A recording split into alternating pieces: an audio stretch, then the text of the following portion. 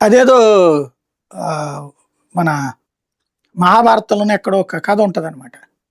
ఉమ్, ఒక బలమైనటువంటి వ్యక్తి ఎదురుగుండా వెళ్తే ఆ శక్తిని లాగేస్తాడట, ఉహు, ఉమ్, మనలో ఉన్న శక్తిని. ఉమ్, యుద్ధం చేసేటప్పుడు ఉమ్, కళ్ళల్లోకి చూడకుండా కొట్టంటారు అనమాట. అదే అట్లా తెలుగుదేశంతో కలిసిన ప్రతిసారి తన బీజేపీ బలాన్ని శక్తి అంతా లాగేస్తున్నారా? వదులుకుంటుంది బీజేపీ, అదే బీజేపీ శక్తిని లాగేస్తుంది టీడీపీ. లాగేస్తుంది తెలుగుదేశం. అదే కమ్యూనిస్ట్ అట్లాగే కదా పోయింది పాపం. అవును అవును. ఆ విషయాన్ని నడ్డాకి చెబితే మాట్లాడదాంలే అన్నారట. ఆయన ఇప్పుడు రేపు అంటే దాకా ఉండడు కదా తర్వాత. మొత్తానికి బీజేపీ ఇప్పుడు ఒక పునరాలోచనలు ఏమన్నా పడుతుందేమో అయితే. అంటే బీజేపీ ఫస్ట్ ఆర్ సెకండ్ లో ఉండాలన్నది నరేంద్ర మోడీ, అమిత్ షాల లక్ష్యం. ఉమ్, కాబట్టి ఏం చేస్తారో చూడాలి.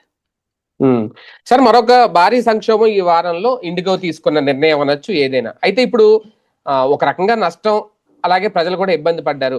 రికవరీ ప్రయత్నం ఏమన్నా మొదలు పెట్టిందా ఇండిగో? ఇప్పుడు అందుకే ఏదో 10,000 రూపాయలు ఏదో అదనంగా ఎవరైతే ఇబ్బంది పడ్డారో వాళ్ళకి ఇస్తానంటుందంట ఓచరు. అది కూడా ఎప్పుడైనా రేపొద్దున ప్రయాణానికి వినియోగించుకునేలాగా.